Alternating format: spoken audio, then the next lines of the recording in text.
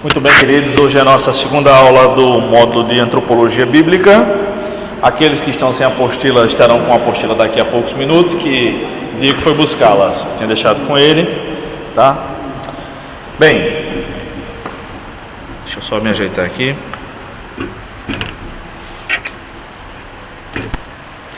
Na aula passada, nós vimos de que se trata esse módulo, né, de antropologia. Gente, o volume está bom, está muito alto, tá legal aí? Vocês falem porque eu nem percebo, tá?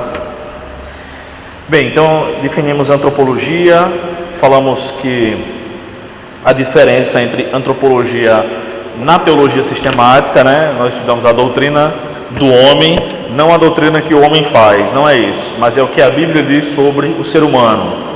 Também tem a antropologia cultural, que é a antropologia estudada na universidade, por exemplo, há uma graduação em antropologia. E volta da área de missões, também é estudada a antropologia, que é chamada de antropologia missionária, geralmente, que basicamente lida com essa questão de como alcançar o Evangelho, como pregar o Evangelho a outras culturas, tá? Basicamente é isso.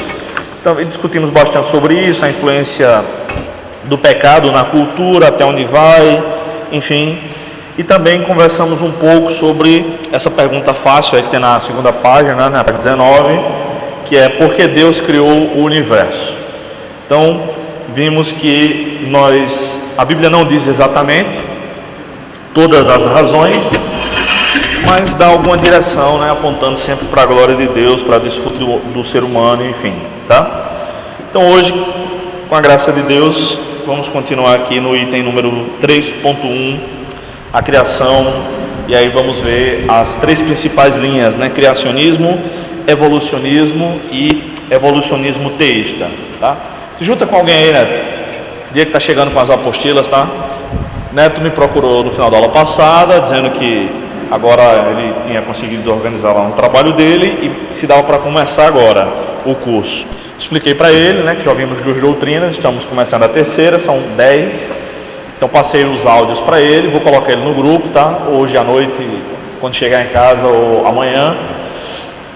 E compartilhei todos os áudios com ele, as 2 primeiras apostilas. Ele se comprometeu a ouvir as aulas aos poucos, né? Uma semana acho que não deu tempo. Também, e está começando hoje, tá bom? Bem, então, criacionismo, em primeiro lugar, tá?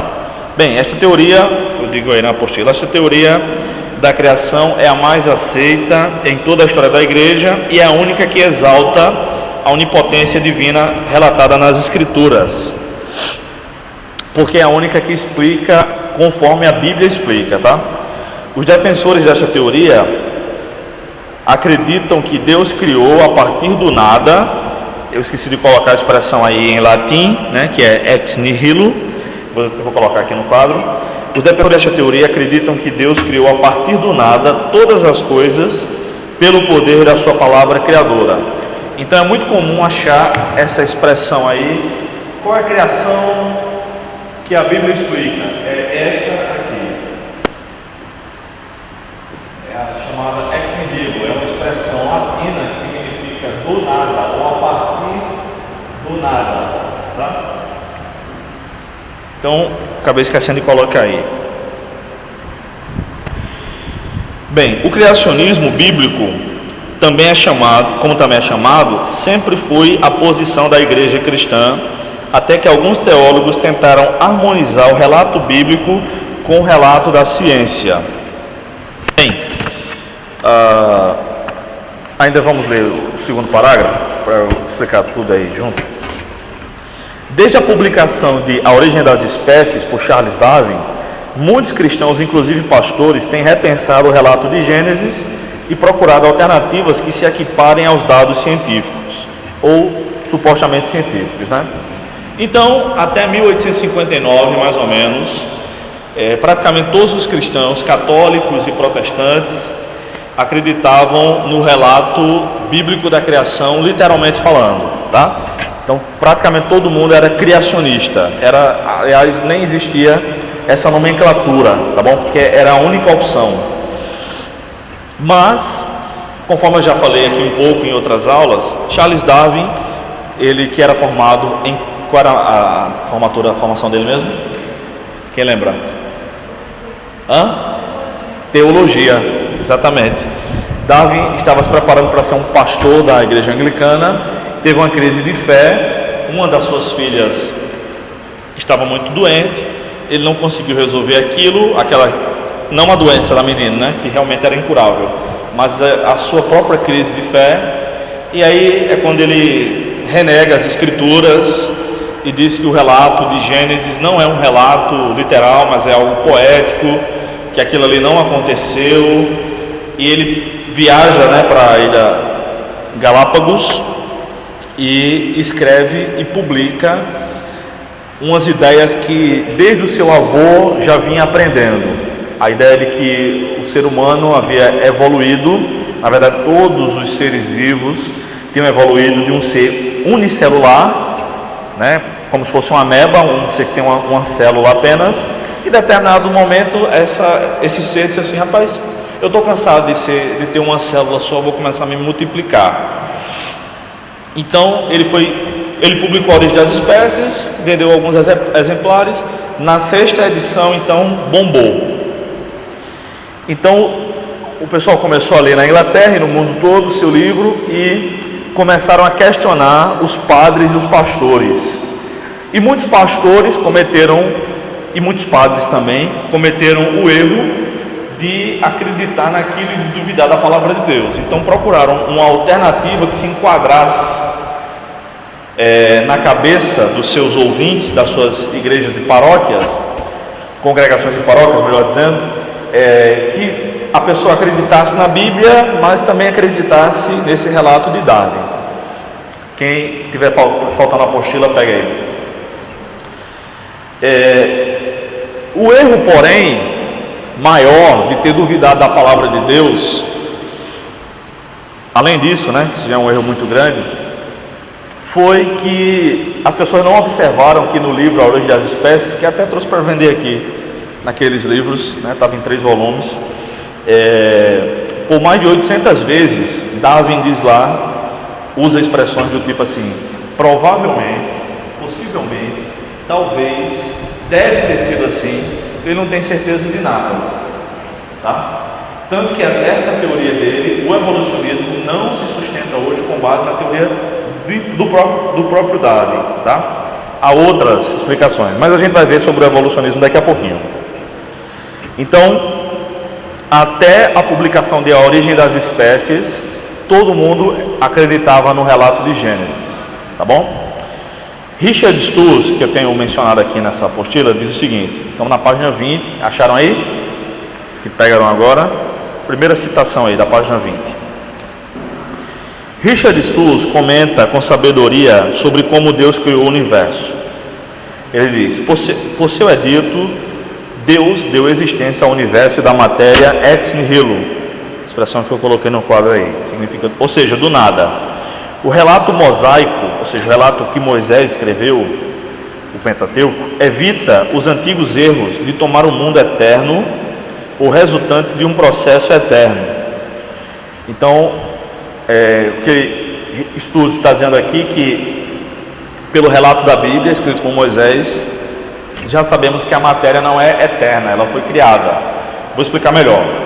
Ele também evita, o relato, o erro de postular algo no princípio lado a lado com Deus, ou seja, só Deus é sempre eterno, conforme a gente viu na matéria passada, no módulo passado.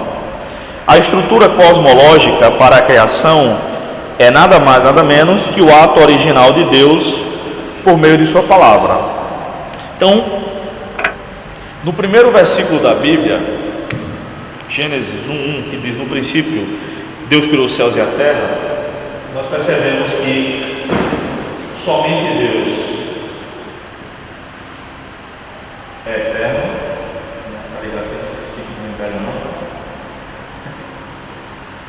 Ou sempre eterno, como eu prefiro dizer, tá? Vemos que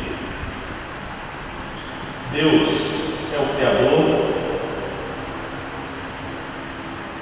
Vimos que não existe panteísmo. A ideia do panteísmo é que tudo é Deus e Deus é tudo. Então, não há isso, não há panteísmo. Vou ver aqui por causa só está mais atrás. Vemos também que Deus é diferente, entenda-se,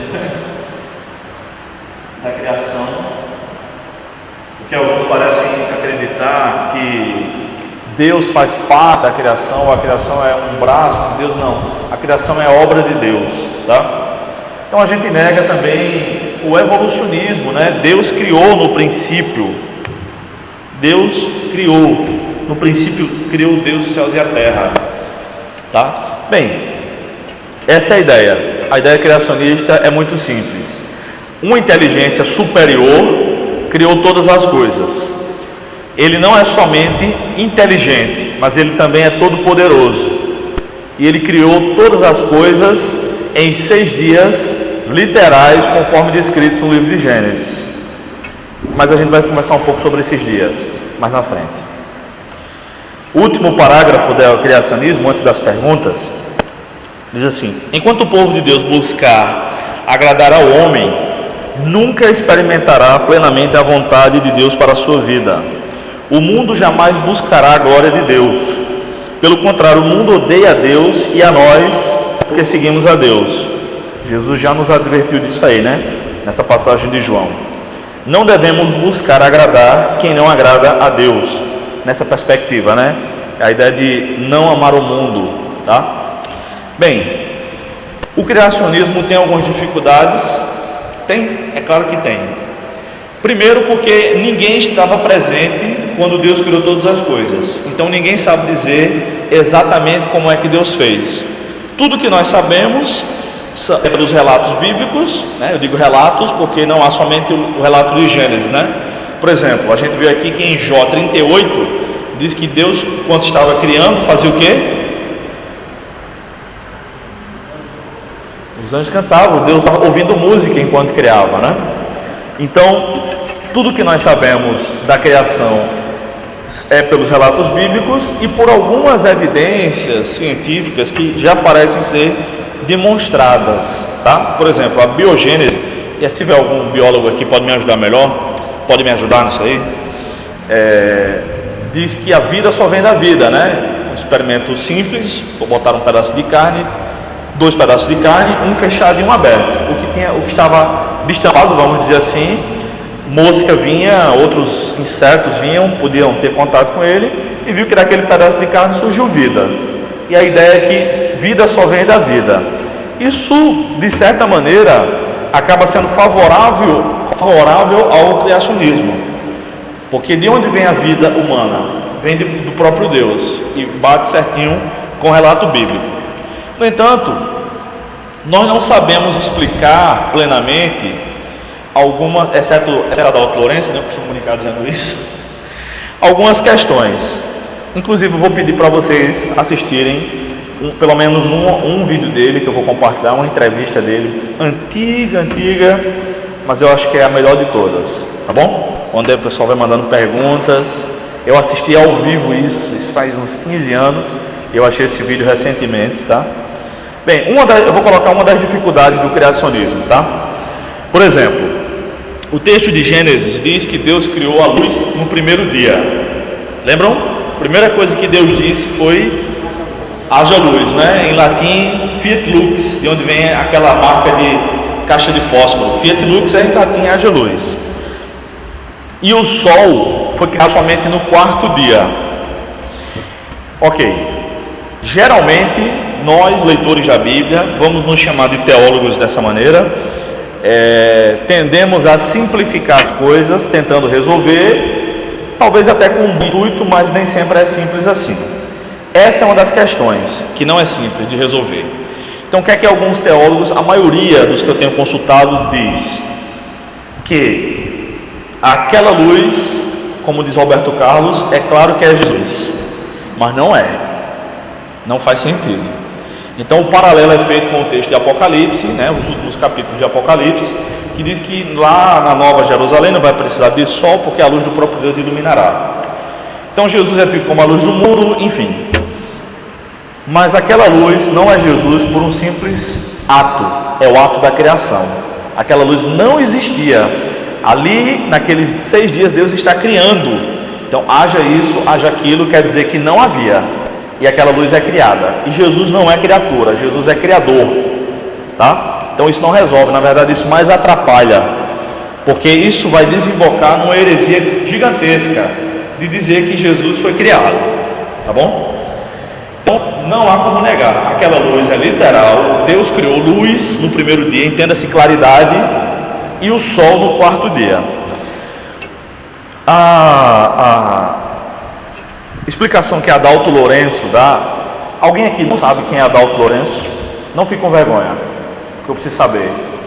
Tudo bem. Adalto Lourenço é um físico, doutor em física, e ele também é formado em teologia, né? Ele é bacharel em teologia, e ele é a pessoa dos criacionistas que dão palestras por aí, que eu conheço. Ele é o que melhor fala, porque ele explica questões muito complexas de maneira que a gente escuta e entende. Tá? Vocês que conhecem, concordam comigo? Então eu conheço muitos criacionistas, Marcus Eberlin lá do Mackenzie, cara fantástico, mas ele fala eu não entendo, né? O pessoal da biologia deve entender, eu não entendo, né? Eu sou teólogo, eu não sou biólogo, né? Mas Adalto Lourenço não, todo mundo entende o que ele fala, tá? Então eu vou citar muito ele aqui. Então Adalto Lourenço explica o seguinte, que a luz é energia, e vou explicar um vídeo para vocês, vou compartilhar, onde ele explica isso, essa questão, que eu não sei explicar, só estou reproduzindo as palavras dele. Então ele diz que existem muitas outras luzes no universo. Pois é, e também tem outra, pois é, obrigado. E laser também, né? Enfim. E ele vai explicar que Deus criou alguma luz ali, e depois ele criou o sol, e o sol governa o dia, enfim, tá bom? Mas essa é uma das questões, uma das dificuldades do criacionismo. Agora, não seria a primeira dificuldade de interpretação bíblica. Eu vou colocar aqui algumas dificuldades de interpretação bíblica para vocês, e não vou responder nenhuma delas, tá bom? Só para deixar vocês curiosos, se aqui alguns de vocês já não atentaram para isso. Por exemplo, a harmonia dos evangelhos. Mas é fácil demais, é só ler os 3, você vai saber o que aconteceu. Vamos nessa, vamos ver se é mesmo, né? Tem um relato nos evangelhos sinóticos, entenda-se Mateus, Marcos e Lucas. Sinótico quer dizer visto junto com, ou seja, parecidos, né? Tem um relato lá que diz que a mulher pecadora chegou e derramou perfume na cabeça de Jesus. Depois tem outro evangelho que diz que ela derramou perfume nos pés de Jesus. Então vocês estão sentados, o texto diz que Jesus estava jantando, e qual é a tendência? Derramou na cabeça e desceu para os pés. Acontece que as pessoas não comiam sentadas naquela época, né? Elas comiam deitadas, reclinadas à mesa. Então, as traduções bíblicas mais antigas dizem reclinadas à mesa, tá? Então elas se deitavam no chão. Eu não vou deitar aqui, apesar de estar bem limpinho, se apoiavam no braço, sobre o braço direito, e com a mão esquerda elas comiam. Em Israel, né? Em Israel, porque no país muçulmano é o contrário. A mão esquerda é para a higiene corporal e a mão direita para se alimentar. Então, grosso modo, aqui estava a mesa e aqui as pessoas que estavam comendo. E os pés ficavam para fora. Se derramasse na cabeça o perfume, ia cair no chão. Se derramar nos pés, já está no chão mesmo. Tá bom? Então, como é que se harmoniza essa passagem? Não faço a menor ideia. Até hoje eu não sei. Foi assim que João pôde reclinar a cabeça no ombro de Jesus, né? No peito. Eles não estavam sentados assim, mais para cá. E aí João fez assim, Jesus não, tá? Foi no peito mesmo, porque eles estavam meio deitados, João encostou para trás assim. Como é que se harmoniza isso? Não sei. Vou colocar só mais uma, tá? Quantas vezes Pedro negou Jesus? Hã? 3 vezes.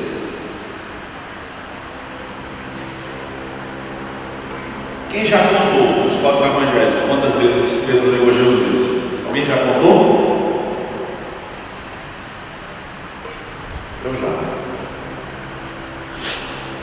Se você fizer uma tabela, e eu desafio vocês a fazerem essa tabela, e coloquem assim: Mateus, Marcos, Lucas e João, primeira, segunda e terceira negação. E aí vocês vão preenchendo essa tabela. Vai lendo o texto, sem olhar rodapé, que o rodapé pode atrapalhar. Primeira negação em Mateus, foi para um homem. Segunda, aliás, para uma criada. Segunda negação, para outra criada. Terceira negação, os que estavam ali. Marcos, primeira negação, para uma criada. Segunda negação, para a mesma criada. Mateus diz que foi para outra, segunda negação. Terceira vez, os que estavam ali. Lucas, primeira negação, uma criada. Segunda negação, um homem. Terceira negação, os que estavam ali. E aí, quando você lê João, nas minhas contagens dá pelo menos 8 negações. Se a gente supor que a primeira negação, quando diz uma criada, cada evangelista está falando da mesma. Ah, mas não é ponto de vista? Faça a tabela e depois pergunte. Como é que se responde isso? Não faço a menor ideia. Pelos meus cálculos, dá pelo menos 8 negações. Hã? Tem outro pressuposto, que o texto foi corretamente escrito, inspirado por Deus. Tá bom? Bem, eu estou colocando não somente dificuldades do criacionismo, eu estou falando de dificuldades de interpretação bíblica. Não é tão simples assim. Tá? Bem, alguma questão do criacionismo, nada de harmonia dos evangelhos, tá? No princípio da luz, Fica aí. ele diz assim: a terra era sem forma e vazia, e havia trevas, estava tudo escuro. E sobre a face do abismo, e o Espírito de Deus se movia sobre a face das águas.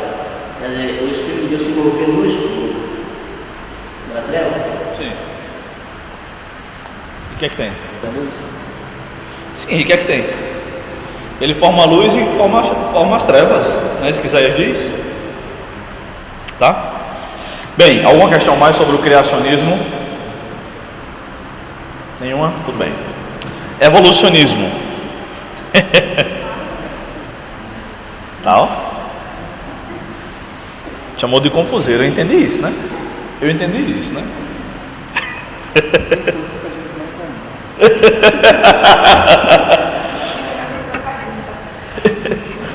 Vamos lá, gente. Gente, antes de qualquer coisa, eu quero dizer que vocês já devem saber, né, que eu acredito em que a Bíblia não contém erros nem contradições, tá bom? Mas eu também acredito que a gente não sabe explicar tudo que está escrito nela. Exatamente, é isso que eu estava falando a respeito da luz. Mas quando ele diz aqui, haja luz, ele estava no escuro. É, exatamente. Eu tenho interpretação, se você for levar isso aí, pega a letra do jeito que você quer entender, você fica. É, mas às vezes é figurado o texto, né? Por exemplo, Jesus é a luz dos homens. Ele não era uma lâmpada, né? É a luz interior, ele dá a luz interior, né? Vamos lá, gente. Vamos evoluir um pouco agora, tá? Já resolveram aí, foi? Pois é, cara. Acho que quando chegar lá a gente resolve mesmo. Bem, letra B, evolucionismo. Esta teoria ganhou muita força, já falei, né? Acabei sendo repetitivo aqui. Quando Charles Darwin publicou seu livro A Origem das Espécies, em 24 de novembro de 1859. Darwin era formado em teologia e quando se preparava para a ordenação, já falei esse parágrafo aqui, tá? Segundo parágrafo. Desde que Darwin publicou seu livro, os cientistas passaram a adotar sua fantasia porque preferem acreditar em algo irracional do que em Deus. Na época, muitos pastores ficaram confusos com os dados apresentados como científicos e a comparação com o relato bíblico da criação do universo. Acabei já falando isso aqui também, né? A pastorada ficou meio confusa, querendo dar muita resposta, né? A explicação, grosso modo, dessa teoria, tá? Depois, a próxima apostila eu vou mandar para Manu me ajudar para fazer uma correção aí. A explicação, grosso modo, dessa teoria é que do nada tudo passou a existir. De repente, a matéria que é eterna, isso é na visão evolucionista, tá? Pré-existente, né? A matéria decidiu, por razões que ninguém sabe explicar, como mudar de um ser unicelular, uma célula só. Nós temos mais ou menos 30 trilhões de células, cada um de nós aqui, para seres mais complexos. Então uma célula decidiu, rapaz, eu vou complexar esse negócio aqui, vou dificultar. Desse modo, ao longo de milhões ou bilhões de anos, porque a resposta, o tempo vai depender a quem você pergunta, né? Os seres foram se tornando cada vez mais complexos até os dias atuais, quando surgiram os seres humanos. Eles querem, os evolucionistas querem que acreditemos na equação nada vezes acaso igual tudo. Veja como é irracional. Isso é contrário à palavra de Deus, contrário à razão e ao bom senso e contrário à verdadeira ciência. A ideia é muito simples, é que um macaco, uma ameba poderia virar um macaco, o macaco entrou aqui para essa mesa, aí passou aqui bilhões de anos, quando saiu, era um de nós. Tudo se resume ao tempo. Então eles sempre jogam para um tempo bem longínquo, que o ser humano não faz a menor ideia de quanto tempo é isso, de quanto tempo é 1 milhão de anos, 1 bilhão de anos, e aí resolvem colocar a conta no tempo, tá bom? Bem, essa ideia de nada vezes acaso, eu vi num livro que eu não li, eu vi só uma página, acho que é de John MacArthur, que ele fala um pouco dessa teoria, né? Nada vezes acaso é igual a tudo. É a teoria do evolucionismo, a equação para o evolucionismo acontecer. Então, quem criou a matéria? Não, ninguém criou, a matéria sempre existiu. E alguns alegam que houve uma grande explosão, e aí surgem outros teólogos falando besteira de novo. Por exemplo, na questão do Big Bang, a chamada grande explosão, muitos crentes, muitos teólogos acreditam na teoria do Big Bang e querem harmonizar essa teoria com as escrituras. Então eles pegam passagens que falam sobre a queda de Satanás e querem dizer que a queda de Satanás proporcionou, vocês estão falando certo aqui, provocou essa grande explosão na Terra. Nessa grande explosão, os dinossauros foram extintos e tudo começou. A vida humana aqui na Terra, enfim. E tem muitos erros nessa fala aí, tá? Primeiro erro, vamos começar do final para o começo aí, tá? O primeiro erro é que o ser humano conviveu com dinossauros. O ser humano registrou dinossauros em pedras, em cavernas, pintou a lenda sobre dinossauros, tá? Então o ser humano conviveu com os dinossauros. Só que a ideia que é passada para nós é a seguinte, que são os dinossauros do Jurassic Park, aquele filme da década de 90, quando eu assisti que era criança. Nossa, que filmaço, né? Agora eu assisto, não é mais a mesma coisa. Dinossauros de 9 metros de altura, todos grandes, muito fortes e todos carnívoros, tá? Tudo mentira é isso, tá? A maioria dos dinossauros era pequena. Havia dinossauros carnívoros, herbívoros e onívoros. Onívoros é que come ervas e carne, né? Como nós. Sei que tem algum vegetariano aqui ou vegano, né? Bem, então os dinossauros. E por que a palavra dinossauro não entra na Bíblia? Porque a palavra dinossauro foi criada por um arqueólogo chamado Richard Owen, tem mais ou menos 150 anos, e significa réptil terrível ou grande réptil. É uma junção de duas palavras gregas. E a Bíblia descreve dinossauro com duas palavras, pelo menos, né? Vou anotar aqui, tá? Behemoth, pode ser com H ou com E no final. E Leviatã. Nem todo Leviatã é dinossauro, tá? Tem Leviatã lá no Salmos que não é dinossauro.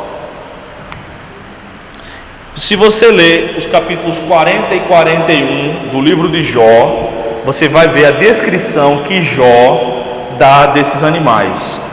Na Almeida Revista Corrigida, que é de 1995, né, bem antiga, diz que a cauda dele, a cauda de um desses bichos aí, faz uma sombra do tamanho de um cedro. Cedro é uma árvore gigantesca. Só que o texto está traduzido como hipopótamo. O animal está traduzido como hipopótamo. A cauda do hipopótamo é desse tamanho, gente. É só aquele rabinho ali, para não ficar aquele bicho feio. Depois uma caudazinha nele ali. Não tem nada a ver com hipopótamo, tá? Bem, Adalto Loura se explica, tá? Não somente ele, né? Aliás, gente, o grupo que mais tem se dedicado a explicar e tem feito um ótimo trabalho nessas questões de dinossauros e mundo pré-diluviano de maneira geral são os Adventistas do Sétimo Dia, né? Eles têm a Sociedade Criacionista do Brasil, SCB. Eu acho que o site é scb.org. É um site fantástico. Eu já fui para um congresso deles em Campina Grande. Meu Deus, que ano foi aquele? 2009, 2008 eu acho. Campina Grande. Foi muito bom mesmo, tá? Eles têm se dedicado muito. Outra coisa, estamos nessa teoria do Big Bang tentando ver se dá para relacionar ela com as Escrituras.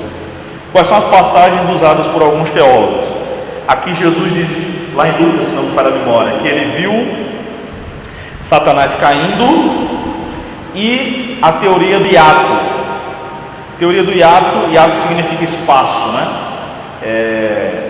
É uma teoria que fala de duas criações. Então, essa chamada teoria do hiato diz o seguinte, que entre Gênesis 1:1 e Gênesis 1:2 há um grande espaço de tempo. Então, alguns teólogos defendem isso.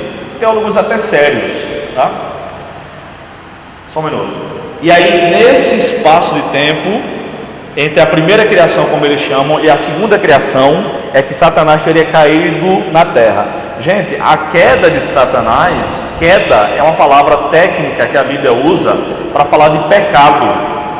Quando o homem caiu, como a gente chama na teologia, não quer dizer que ele estava diante de Deus, e aí quando ele comeu lá o coco, né, ou a maçã, ou a jaca, ou o que quer que seja, ele caiu literalmente, não. Ele caiu da sua alta posição que estava pertinho de Deus. É figurado. Então Satanás não veio feito um meteoro e bum na terra, não. As coisas só começaram a degringolar na terra depois do pecado do homem. Então até o pecado de Adão estava tudo em perfeita harmonia aqui na terra. Diga, meu irmão.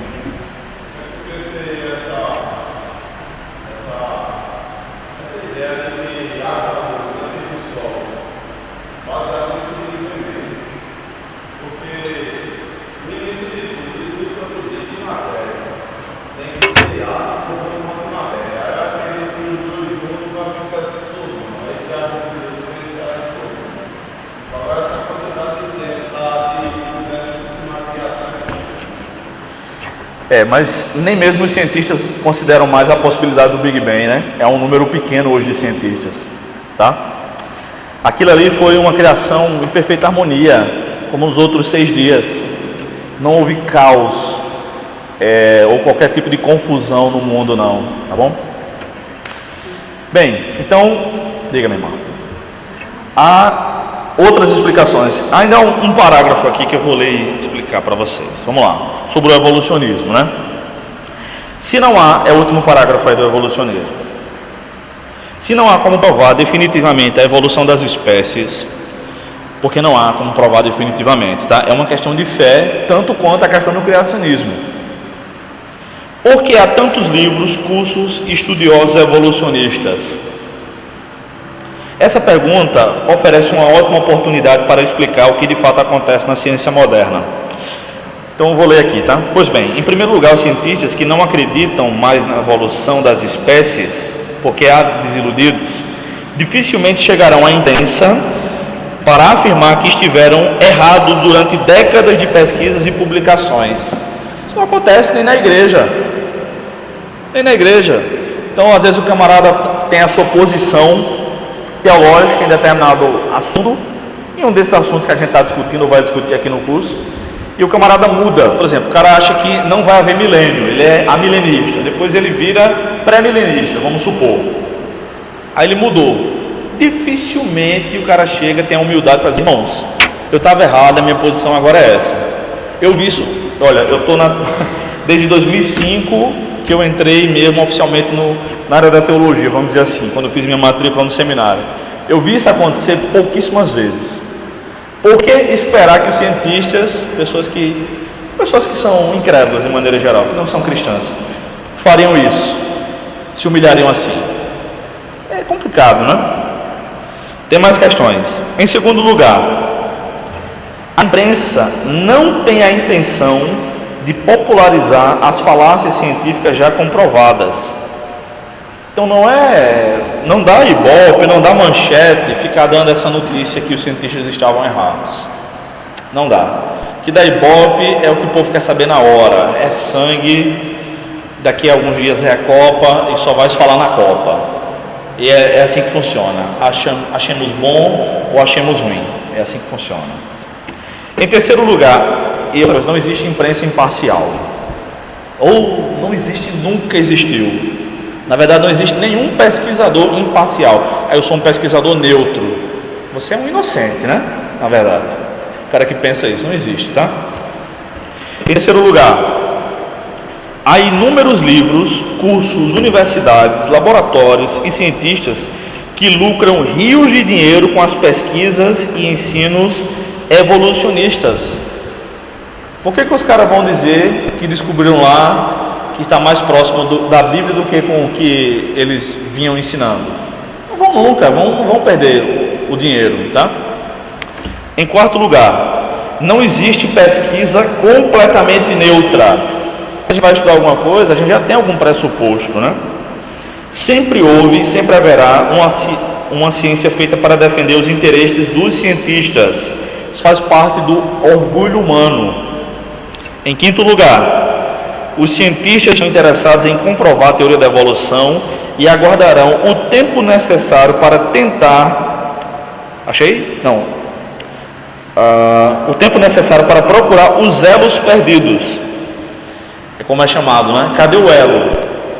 Cadê aquilo que liga uma espécie a outra? Porque até hoje, de todas as espécies que nós temos disponíveis atualmente, sempre houve o registro dessas espécies, mas não há o registro delas em fase mediana. Cadê aqueles ossos ou os fósseis do macaco que estava virando gente? Se isso demorou milhões de anos, tem que ter. Então isso é chamado na ciência de elo perdido. O elo perdido nunca foi encontrado e nunca vai ser encontrado. Sabe por quê? Porque o Deus que, por assim dizer, escreveu a Bíblia, criou todas as coisas e Ele fez tudo perfeitamente. Em Deus não há contradição, nunca vai haver isso, tá? Sexto lugar, essas são razões, queridos, que são de minha observação mesmo, tá? Em sexto lugar, a evolução das espécies é uma mentira diabólica para tentar minar a autoridade bíblica, e os cientistas que a advogam estão a serviço do diabo, quer com consciência disto, quer não. Eu pensei muito antes de escrever essa linha aqui, essas linhas e essa última razão, e eu disse: não, é isso mesmo, tá? É isso mesmo. Irmãos, eu conheço alguns irmãos em Cristo, talvez vocês conheçam também, que são cristãos, estão na igreja há anos, às vezes até criados na igreja, mas não acreditam no relato da criação. Mas há evidências bíblicas fortíssimas para isso, tá? O próprio Jesus, todas essas questões polêmicas que estão nos primeiros capítulos de Gênesis foram confirmadas por nosso Senhor Jesus Cristo. Jesus confirmou o dilúvio. Jesus falou sobre Noé e o dilúvio. Jesus falou que desde o princípio, Marcos capítulo 10, versículo 6, né? Desde o princípio Deus os fez macho e fêmea. Deus que fez, nada. Ainda tem a outra questão, né? Do evolucionismo teísta, mas tudo bem.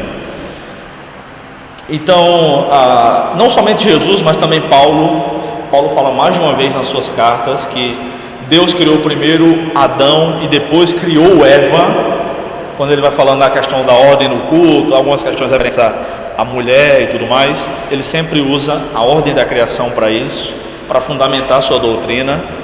Então, se a gente não acredita no relato da criação, e especialmente dos primeiros 11 capítulos de Gênesis, que são os mais questionados, a gente não pode acreditar em muitas doutrinas bíblicas. Por exemplo, a segunda vinda de Jesus Cristo é comparada com o dilúvio. É comparado com o dilúvio, né? Ele mesmo compara, assim como foi nos dias de Noé, que as pessoas casavam e davam-se em casamento. Isso é uma forma hebraica de falar, tá? Ou seja, as pessoas estavam vivendo normalmente, de repente veio o dilúvio e levou a todos. Assim também será na vinda do Filho do Homem. Então, se o dilúvio é uma mentira, a segunda vinda do Senhor também é mentira. Então, eu tenho observado que isso tem o dedo de Satanás, sim. Tudo que cada vez que o homem se aproxima mais de Deus, ele se torna mais parecido com Deus. Nós vimos isso, né? Quanto mais longe de Deus o homem está, mais irracional ele fica. Então, quem foi que fez esse bezerro de ouro aí, Arão? Não, a gente não fez nada disso. A gente pegou aqui os brincos, as pulseiras, os colares e tudo mais, jogou no fogo, saiu o bezerro de ouro. Quando o homem está em idolatria, ele se torna irracional. Romanos também diz isso, capítulo 1, a gente leu isso semana passada. Salmo 115 diz que os homens adoram imagens de escultura, que tem boca, não fala, tem olho, não vê, som não sai da sua garganta, tem pé, mas não anda, e eles adoram essas imagens.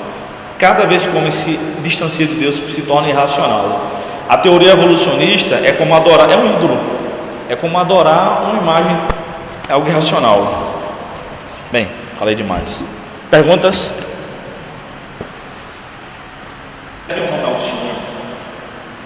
Quando eu tinha dos 4 aos 5 anos de idade, minha mãe ficou na igreja. Minha mãe frequentou a igreja do Betel Brasileiro, lá pertinho de casa, onde eu moro hoje, no Alto do Mateus. E ela e uma tia minha, e não sei, mais alguém lá de casa ia. E eu lembro de algumas aulas de escola bíblica que eu participei. Eu lembro. A igreja era pequena, então tinha, atravessando a rua assim, tinha um terreno baldio com algumas árvores. E eu lembro de algumas aulas que eu tive ali, né? A turminha, né? A garotadinha da minha idade. Inclusive, essa minha primeira professora de escola bíblica hoje é doutora em educação. Já pensou? Tive o privilégio de encontrá-la crescida. Ela deu aula para mim no seminário aí. Foi uma alegria muito grande. Minha mãe se desviou e eu voltei para Cristo quando eu tinha 13 anos. Fui para a igreja no dia do meu batismo, 6 meses depois. Minha mãe foi e ficou. Voltou para Cristo. E chegou no finalzinho do ensino fundamental, ensino médio, e cada vez que os professores falavam na questão da evolução, eu não aceito esse negócio não. Eu não acredito, professor, eu não acredito não, particularmente eu não acredito não. E eu tinha aquilo muito forte dentro de mim, né, a questão da criação, que Deus criou todas as coisas. E eu fiquei matutando comigo mesmo, pensando, puxa vida, de onde eu tirei isso, né?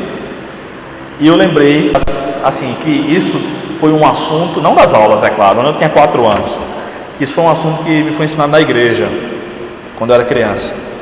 Puxa vida, foi mesmo. Então, isso ficou impregnado, aquelas professoras devem ter orado por mim. Sério, né? Eu estou arrepiado falando aqui, tá? E aquelas tias devem ter orado por mim. Eu, geralmente na igreja, antes de mandar para a salinha, né? A igreja ora. Então eu disse, puxa vida, aquelas orações que devem ter sido feitas por mim durante esses quase 10 anos que eu passei longe de Deus aí, estão sendo respondidas agora. E eu dei um valor muito grande à escola bíblica e ao ensino bíblico de maneira geral, qualquer que seja o formato, quando eu me lembrei disso, né? Isso nunca saiu de dentro de mim. E quando eu atentei para isso, eu fui buscar na literatura cristã, me interessei para ler somente aos 15 anos, claro, era alfabetizado desde criança, né? Mas eu nunca tinha lido um livro, até os 15 anos, eu só queria jogar bola. Minha mãe dizia, meu filho, não estude não, jogue bola. Eu fui estudar, não fiquei rico, né? Tô brincando, mas jamais disse isso, né? E aí eu achei uma gama grande de literatura, de sites e de professores cristãos que ensinam sobre o criacionismo. Eu não tenho facilidades para química, biologia ou física, tá? Meu negócio é só teologia mesmo. Mas eu vi, puxa vida, não é bem assim como eu ouvi na escola. A palavra de Deus tem razão. Então, muitas questões eu não sei explicar, tá? Não sei e nunca vou saber, questões científicas sobretudo, mas eu não tenho um pingo de dúvida nenhum que o relato da criação é fidedigno, porque foi feito por Deus, e Deus não mente, nem se engana, nem se atrapalha, nem se esqueceu de botar nada na sua palavra. Então eu devo isso muito mesmo àquelas tias da escolinha bíblica, muito mesmo. Então, quando eu encontrei com Késia, talvez alguém conheça, não sei, missionária Késia, quando eu encontrei com ela adulto, eu dei um abraço nela, dei um cheiro nela e agradeci pela vida dela, e enfim, estou compartilhando isso com vocês, tá bom? Diga, irmão. Eu estou falando a respeito da evolução na escola. Eu me lembro que o professor ensinava que o homem veio do macaco, veio para até cantar dos erectos, depois de chegar ao homem do Neandertal. Eu ficava pensando, veio para até cantar dos erectos, o homem do Neandertal, quanto tempo dura essa evolução? Dava tempo de chegar. Eu não via mais assim. Veio para até cantar dos erectos, o homem do Neandertal, não sei quantos anos, não sei até quantos anos. Naquela época não se via, professor, na história geral. E aí veio Dilma e diz: o homem não apenas temos o Homo sapiens, mas temos a mulher sapiens também. Aí escancalhou, né? Aí virou bagunça mesmo, né? Bem, depois que nós estocarmos vento, quem sabe, né? Cada um tem suas hipóteses. Oh, meu Deus.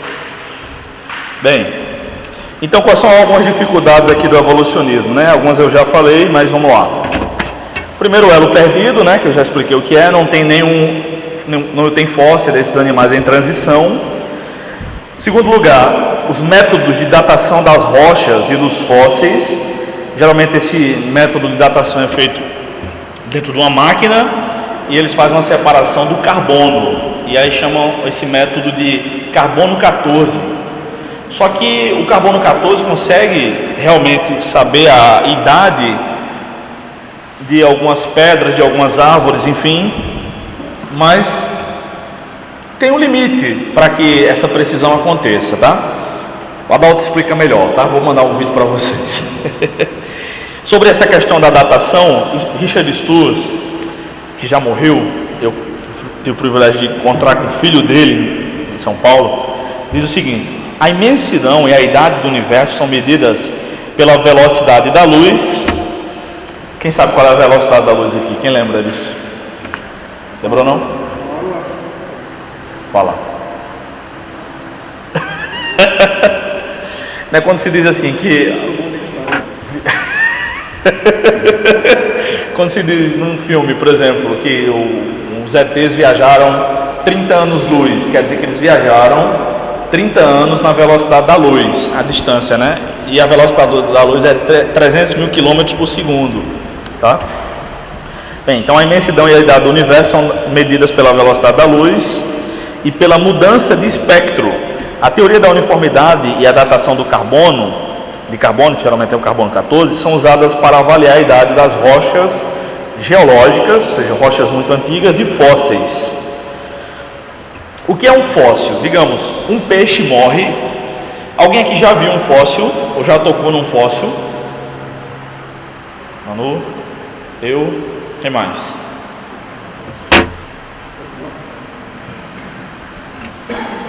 O fóssil é basicamente o seguinte: um peixe morre, aí ele boia no rio. Daqui a um tempo ele afunda. Chega no fundo do rio, aí sobe uma poeirazinha, daqui a pouco mais areia encobre ele e aquela areia vira pedra. E aí vira pedra ali por cima do corpo do peixe falecido, como se fosse gesso, ele fosse coberto por gesso. Daqui a um tempo aquela pedra é encontrada, alguém quebra, não sabe que é um fóssil, é uma pedra. Quando quebra tem o formato de um peixe ali dentro, digamos mais ou menos assim, mas não tem nada, e tem o desenhozinho dele. Aquilo é um fóssil. Em Sousa, lá no Vale dos Dinossauros, eu vou mandar umas fotos para vocês. Alguém conhece aqui o Vale dos Dinossauros? Pronto.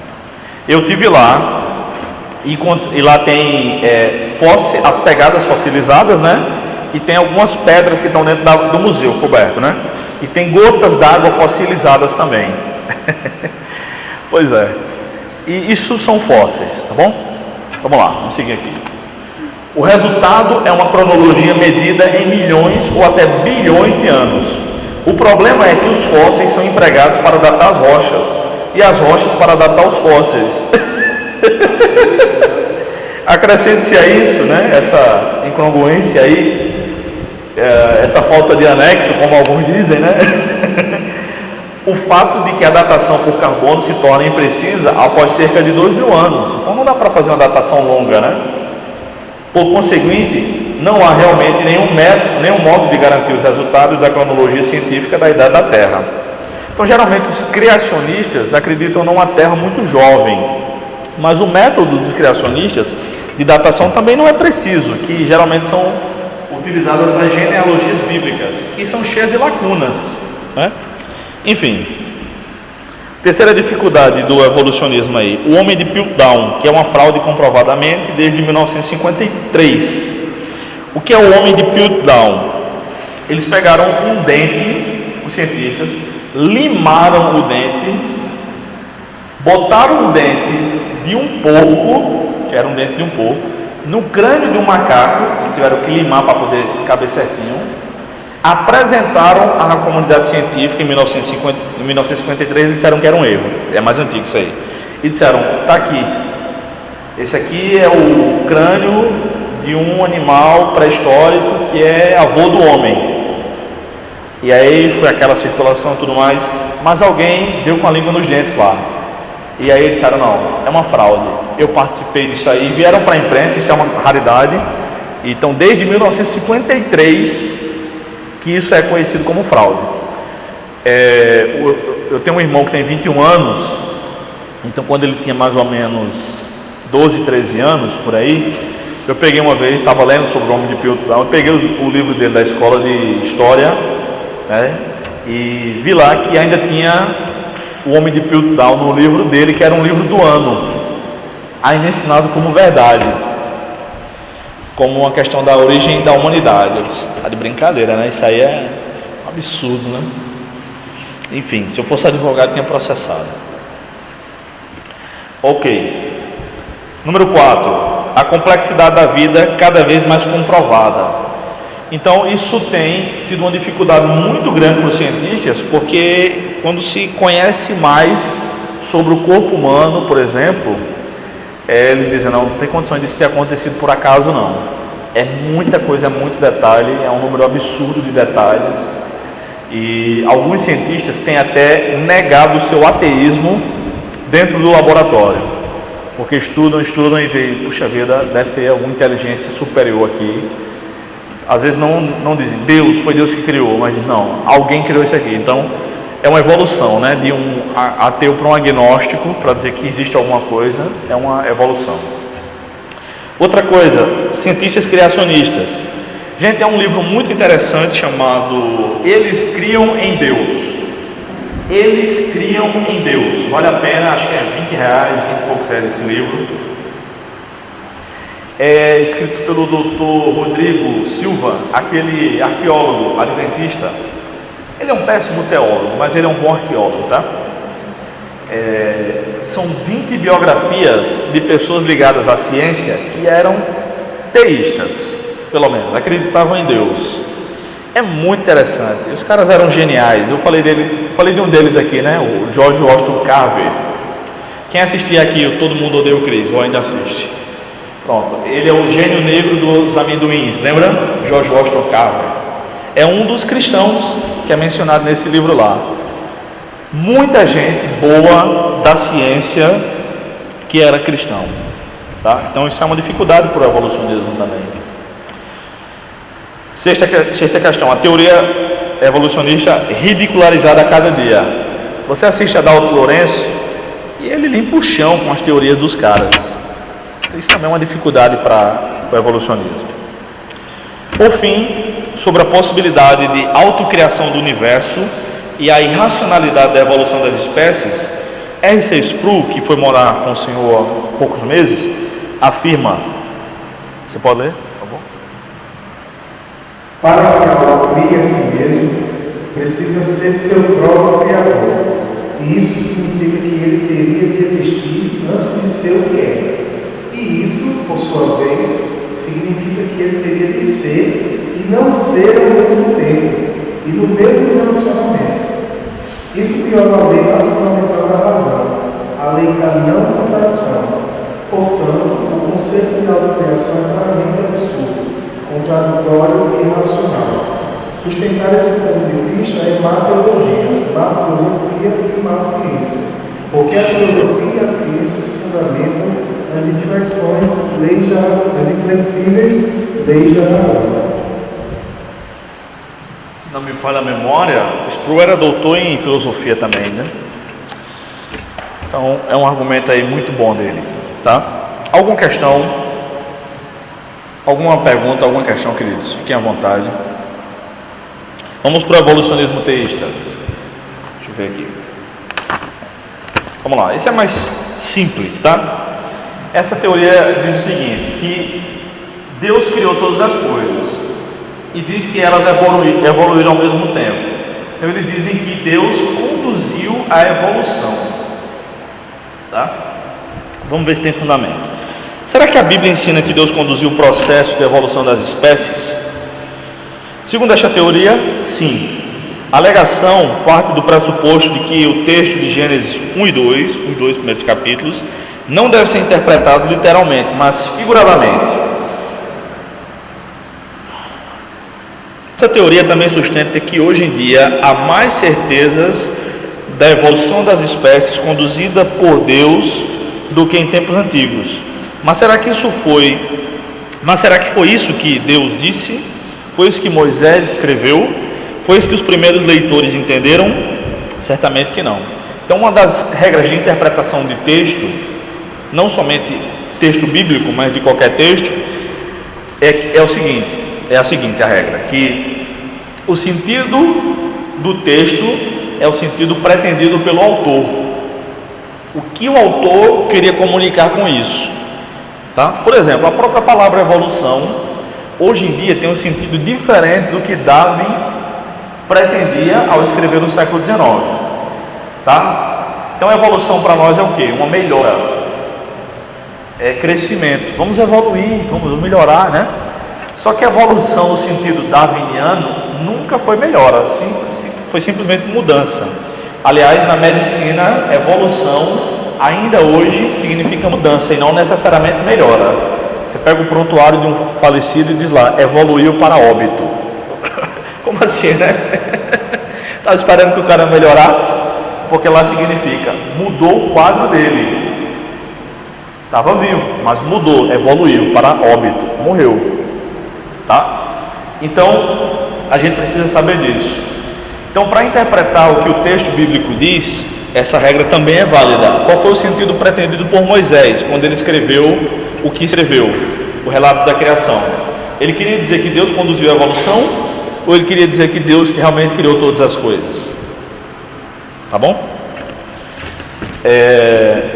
Se a gente diz, e aí é um perigo da interpretação bíblica, se a gente diz ter uma interpretação hoje que nunca foi tida na história da igreja, a gente está simplesmente dizendo que Deus nunca falou a verdade naquele texto para as pessoas antes de nós. Por exemplo, sobre o livro de Cantares de Salomão, muitos crentes hoje, sem nunca terem lido direito o livro, dizem que aquele livro trata de uma relação entre Jesus e a igreja. Significa dizer, quem acredita nisso, que durante 950 anos, ou seja, da escrita do texto, né, com Salomão, até a encarnação de Cristo, o texto não tinha a interpretação correta, ninguém tinha. Isso não faz o menor sentido. faz o menor sentido. Tá bom? Vamos lá. Falando muito de hermenêutica hoje, né? Faz parte. O evolucionismo teísta foi uma teoria elaborada, e aí, pelos pastores e teólogos do século XIX, para tentar harmonizar o relato da criação com a nova ideia que ganhava força, o evolucionismo. Àquela altura, os crentes pensavam que o evolucionismo havia provado por A mais B que o relato bíblico não era digno de confiança, especialmente no que diz respeito à criação da humanidade. A partir de então, os pastores passaram a ensinar que o relato da criação em Gênesis se tratava de uma linguagem, faltou aí, né? De uma linguagem figurada, onde um dia não seria mais um dia, porém seria uma era. Nós vamos ver já isso. Onde se lia que Deus criou todas as coisas, passou a ser lido que Deus conduziu o processo da evolução. E esse é o perigo ainda hoje, quando a igreja está mais preocupada em dar respostas à sociedade do que a pregar a palavra de Deus, a pregar a salvação em Cristo. Por exemplo, o William Lane Craig esteve aqui no Congresso da Juventude esse ano, né? Eu não fui esse ano, tá? Eu não estava na cidade na época, na Semana Santa. Ótimo, né? Os livros dele são bons, apesar de serem muito repetitivos, praticamente ele fala a mesma coisa em todos os livros. Ele não é o único a fazer isso, mas ele é muito bom na defesa da fé. Os debates que tem no YouTube com os grandes cientistas, eu só achei que ele foi mal em um debate, que foi com Bart Ehrman. Apesar de não concordar com Bart Ehrman, não sei quem viu esse debate, eu acho que Ehrman saiu melhor do que Craig. Bem, então o que aconteceu? Depois da onda Craig aqui na Grande João Pessoa, todo mundo agora virou apologeta. Então os caras estão muito preocupados em defender a fé. É necessário realmente, tá? Mas é muito mais importante anunciar que Cristo morreu e ressuscitou. Muito mais importante. Então os pastores ficaram com medo no século XIX. Eu não tiro a razão dos pastores. Puxa vida, e agora, né? Será que isso é verdade? Mas eles acreditaram mais nos homens do que em Deus. Esse é o problema, né? Esse é o problema. Então, às vezes, a fé cristã é mesmo ridicularizada. Faz parte. Durante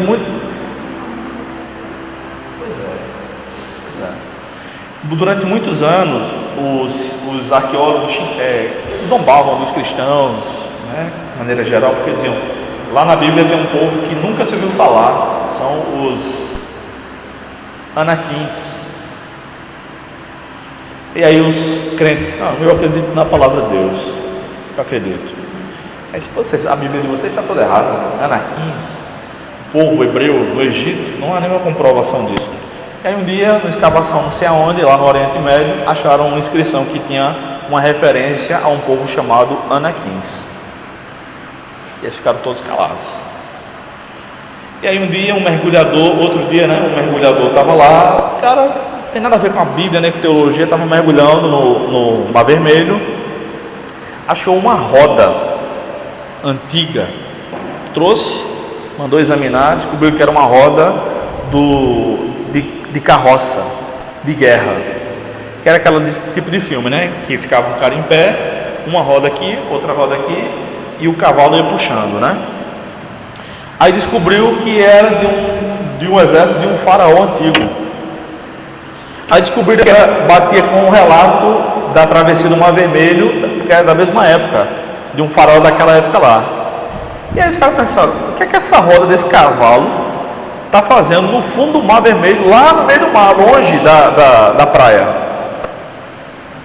Só pode ter sido o relato do fechamento do Mar Vermelho, né? Então, os evolucionistas não querem tempo? Deem tempo também para nós. Quando as provas forem encontradas, tudo vai convergir para provar que a Bíblia sempre teve razão. Aliás, esse é o título de um livro que um ateu começou a escrever, e ele disse: eu vou provar que a Bíblia está toda errada, essas histórias científicas aí não batem. Werner Keller é o nome do cara. Ele terminou de escrever o livro e publicou, e o nome do livro é E a Bíblia Tinha Razão. Isso aconteceu também com Josh McDowell, aquele que escreveu Mais que um Carpinteiro, aquele que escreveu evidências da ressurreição de Cristo, evidência que exige um veredito. Ele estudou durante mais de 1000 horas, ele era ateu, mais de 1000 horas do cristianismo e se converteu. Os relatos são diversos, né? Vários autores. Vários. Mas você pega o próprio Augusto de Hipona, ele sempre relata isso. Era ateu, né? Era ateu. E a ideia das publicações dele, com base em literatura cristã, foi para provar que não existiu. O relato que eu mais gostei foi o de Lee Strobel, que escreveu Em Defesa de Cristo. Olha, eu estou para ver um livro mais bem escrito do que Em Defesa de Cristo. Que vocês têm que ler esse livro. Anote, ligue para a editora, peça um desconto, faça um grupo aí. Somos 20 seminaristas, a gente quer um desconto aí. Que livro fantástico! Saiu o filme. Alguém aqui viu o filme dele ano passado, Em Defesa de Cristo? Viu? O filme não pega nem letra Passou? O filme não pega nem letra pro livro, tá? Ele é pastor, Lee Strobel. A história de Strobel é surpreendente, porque a mulher dele se converteu e ele ficou revoltado. Você vai ser uma reprimida sexual, você é um absurdo. É um cara com 2 formaturas, né? 2 formações, sei lá. E o cara era advogado e era jornalista e ateu. E aí ele disse: eu vou provar que você está errada, que tudo que a Bíblia fala aí é mentira. Por conta própria, com o dinheiro dele, começou a investigar, fazendo entrevistas com os maiores especialistas em Bíblia e em teologia, as perguntas de um ateu. E ele conversou com pessoas que a gente até conhece, né? Carson, Craig Blomberg, um especialista nos evangelhos, e outros especialistas da teologia aí, dos melhores do mundo. Ele viajou vários estados nos Estados Unidos, marcava entrevista com esses caras. Eu sou um jornalista do jornal tal. E os caras atendiam, né? E ele ia fazendo as perguntas de um ateu, e os caras respondendo. No final ele fazia sempre a mesma pergunta: o que os seus estudos, qual o impacto dos seus estudos provocaram em você aí, né, ao longo desses anos? Você perdeu a fé? Não, de maneira alguma. Quanto mais eu estudo a Bíblia, a teologia, mais eu amo a Jesus, mais eu estou convicto do que a Bíblia é a verdade. Ele ficava impactado, né? Esses caras são gênios.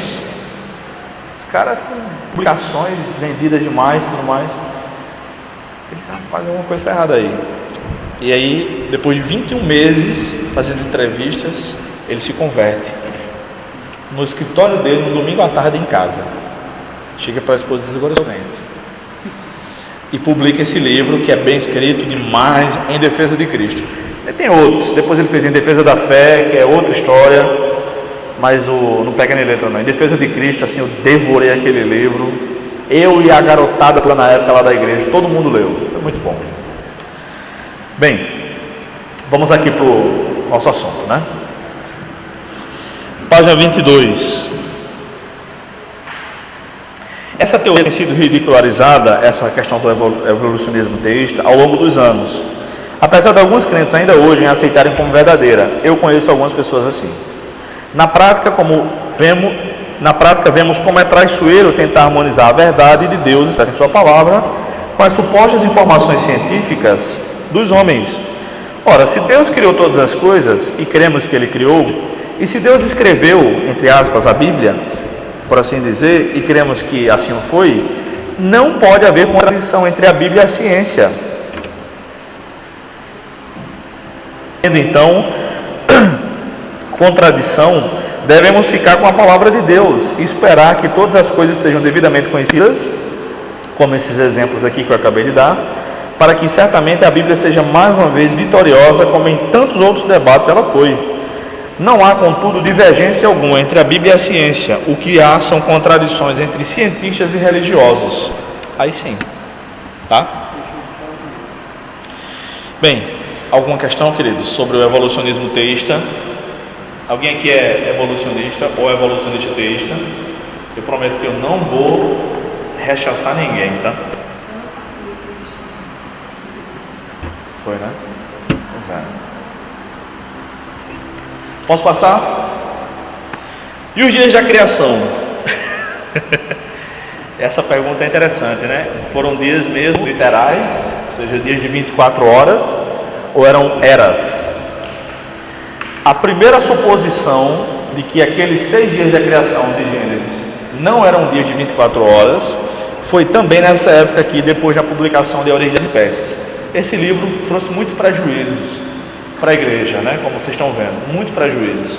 Então, eu como autor e leitor, acredito muito no poder da literatura, para o bem e para o mal, né? Para o bem e para o mal. Tem livro que a gente lê que é uma maravilha, como esse que eu falei do Em Defesa de Cristo. Tem livro que é uma desgraça, né? Só gera mais mal do que bem. Então a ideia é a seguinte: eles precisavam, os evolucionistas precisavam e precisam de tempo. Sobretudo os evolucionistas teístas. Não, Deus criou todas as coisas, não necessariamente do nada e tal, mas ele conduziu o processo de evolução. Isso aconteceu ao longo de 6 eras. Quanto tempo durou cada era? A gente não sabe. Quando a gente chegar no céu, a gente vai descobrir. Pois é, entre outras questões, né? Então veja só, o que é que o texto bíblico diz? Em primeiro lugar, não há o menor espaço para isso. O texto, Moisés está falando de 6 dias. Dia a dia, né? Tá? Na concepção dele, eu acho que talvez, não sei se eles tinham essa concepção de hora naquela época, mas dia a dia. Dia a dia. O sol se nasce, o sol se põe. E aí a expressão... Só se a rotação da Terra e ao redor do Sol, tudo isso, antigamente não faz sentido. Não faz sentido. Porque milhões de anos de passagem sempre foi a mesma coisa. Quer dizer que naquela época era diferente? Como diz Catedral, tudo a mesma coisa, do mesmo jeito, toda vez. Gostei. Dá para usar aquela citação. Já usei até Roberto Carlos aqui hoje, né? Veja só, Moisés usa a expressão tarde e manhã. Por que ele usa manhã e tarde? Porque isso é uma forma poética de escrever, mas ele faz a distinção entre dia e noite. E aí foi o primeiro dia e aí foi o segundo dia, tá? Então o texto exige uma leitura literal, mas tem alguns argumentos além disso. Primeiro, o argumento é gramatical. Na literatura hebraica, dia, a palavra dia, a transliteração hebraica é Yom, dia, né? Então Yom Kippur, né, que é o dia da expiação, é um feriado lá dos judeus. Então a regra gramatical diz o seguinte, que toda vez que a expressão Yom vem acompanhado de números ordinais, primeiro, segundo, terceiro, e não números cardinais, 1, 2, 3, exige-se a leitura literal do dia.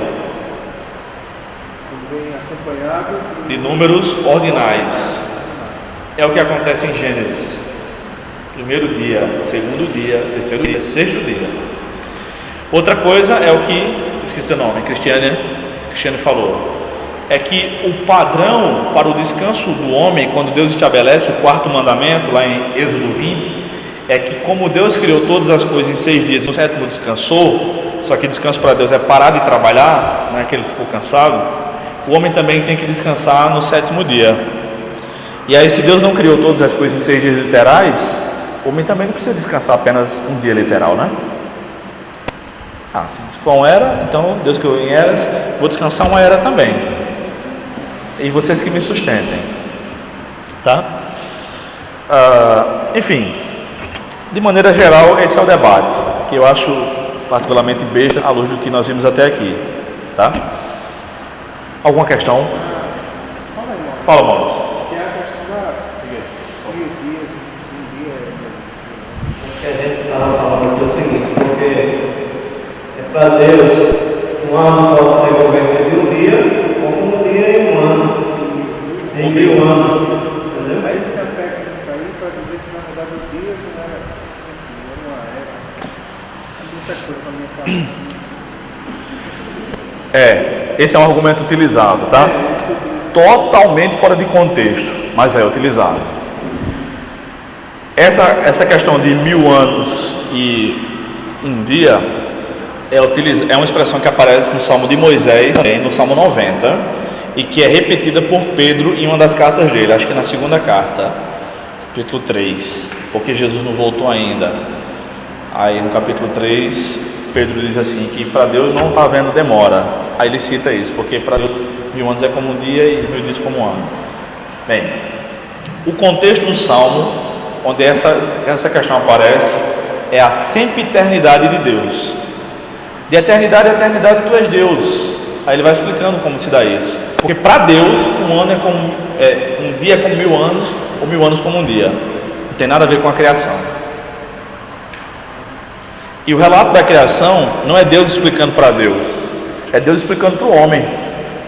Então para o homem, um dia é um dia. E às vezes tem dia que demora a passar, né? Quando a gente está doente. Semana passada, lembram que eu estava com crise aqui alérgica terrível? Nossa, como demorou a passar. Hoje eu saí de casa, agora já foi a 4ª vez que eu saí de casa. Então voou o dia, tá? Então realmente falam sobre isso, mas primeiro que é uma comparação, né? É como, e ainda o contexto é diferente, tá bom? Mas bem lembrado, eu não ia falar isso, acabei esquecendo. Então, figura de linguagem, né, professora? Exatamente. 2 Pedro 3,8, exatamente. Obrigado. Não pode, né? O homem não vai entender como. Não faz sentido. Bem, o que é a teoria do hiato? Eu acabei explicando antes, né? Hiato significa espaço. Tem gente que tem hiato, hérnia de hiato, né? Um espaçozinho aqui, aí fica rotando o tempo todo. Enfim, a válvula da boca do estômago, como a gente chama, não fecha direito. Eu conheci um cara que tem isso, terrível, meu. O cara fica com refluxo, enfim. Eu já tive refluxo, não é nada bom. Bem, essa teoria do hiato é a seguinte: diz que, vamos ler, alguém lê por favor, Gênesis 1:1 e 1:2. 1:1 e 1:2. Pode ler?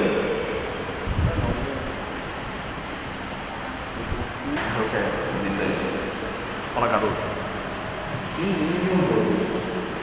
No princípio criou Deus os céus e a terra, porém, estava sem forma e vazia. Havia trevas sobre a face do abismo, e o Espírito de Deus pairava por sobre as águas.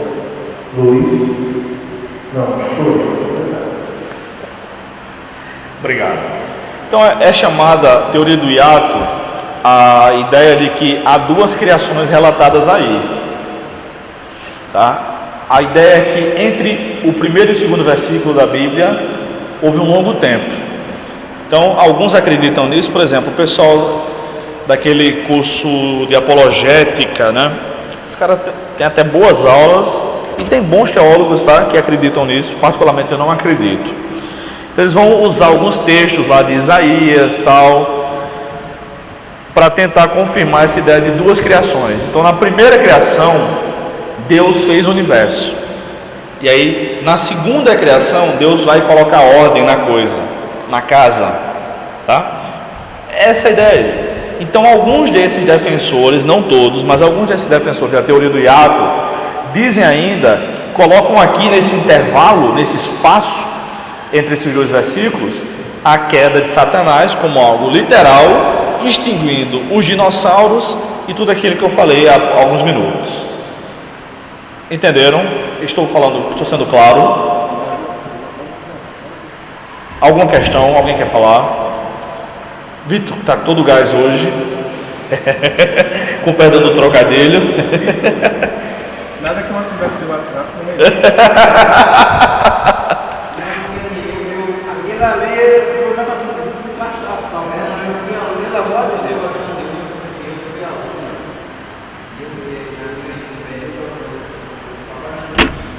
Tá. Então eu vivi, quando você falou da sala das trevas, eu vivi todas as teorias assim por que não acharam futuro? Porque o quê? Não acharam futuro. Não entendi. Não acharam futuro. Ah, sim. Então assim, eu vivi essas teorias assim, muito na minha adolescência, eu vivi muito Deus, aí você está falando, a única coisa que está falando é ela voltando na minha mente. Aqui que eu vivi, e tem coisa que diz que você para. Você para na fé, você pensa, eu acredito nisso aqui. Deus vai ajudar o meu momento, e quando você fala, aí volta a cabeça, aí eles continuam, vai vir um pensamento. Tem hora que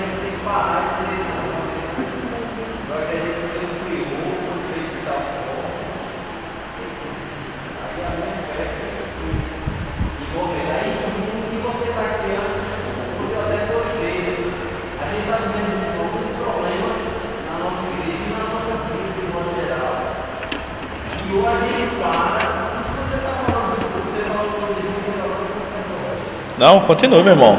a gente está tendo problema na nossa igreja, na nossa família, no cotidiano da escola, da minha filha, e a gente não para ter fé. E grupos que você está falando aí, eu estou com uma criança, amiga da minha filha, e minha filha parou ontem. Então isso para mim foi comida, a gente deve contribuir, mas eu estou coxando os casais, eu também fazer a devoção com minha filha ontem.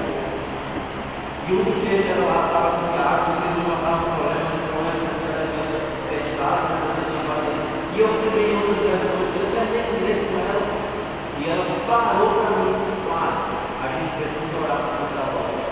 Por quem? Por quem está agora. Quantos anos tem sua filha? A idade que eu tinha lá, quando me impactaram, né? Tem uma amiguinha dela que apareceu desde o está com o nome negócio.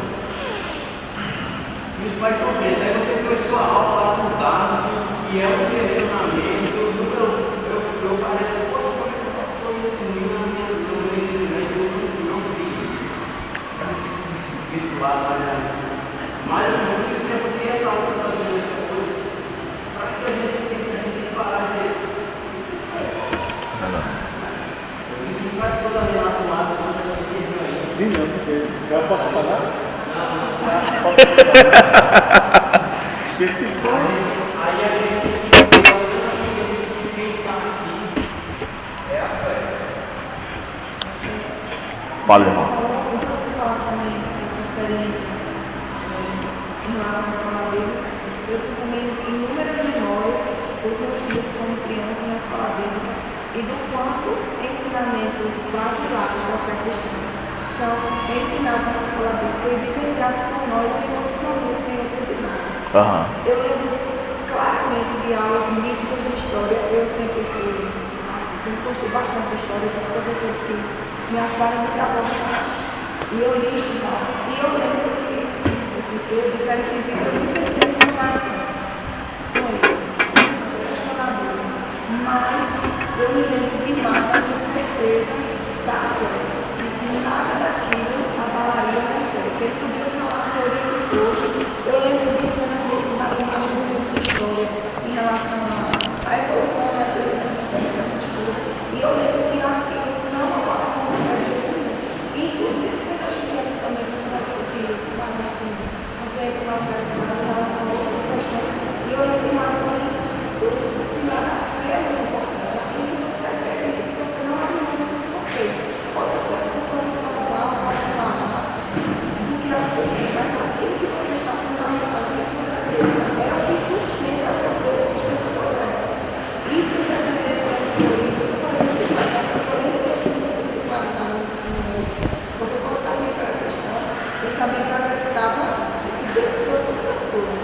Né? E eu lembro que na época foi um mundo quando eu falei ensino médio, que era quase 20 anos atrás. 15 anos atrás, 15 anos atrás. Ela é precoce. E assim, eu lembro demais quando eu me sustentava de que eu não deixava de fazer essas coisas. E até hoje eu estou escutando as aulas com várias conversas com ela. Eu entrei em reuniões também, hoje eu sigo, antes eu só tinha paz. Antes eu só tinha paz se eu não tivesse razão. Esse é o segredo do sucesso, né? Mas hoje eu tenho paz com ela. Mas assim, no sentido de que eu estou pensando, para mim a fé hoje, o que é que vale discutir se foram 6 dias ou 6 anos? O que isso acrescenta em mim? Eu já entrei em comparação aqui, Falou? nessa cadeira várias vezes, hoje, para a minha família, eu creio. E toda vez que você enfatiza a questão de anunciar Cristo, você faz uma palavra. Então, os parâmetros de algumas discussões são liberadas, discussões que não passam por discussões. Pois a gente não vai conseguir explicar e que o fundamento da nossa fé é muito mais importante do que qualquer discussão ou provação que você tem. Então, para mim, honestamente, se for 6 dias ou 6 anos, que Deus criou, e hoje toda pessoa tem esse dele. Amém. Isso aqui, para mim, é muito mais. E aí, eu fico pensando na revelação, para mim, O interessante é que Provérbios e Eclesiastes ajudam a toda essa situação em relação a esse tipo de discussão. E as discussões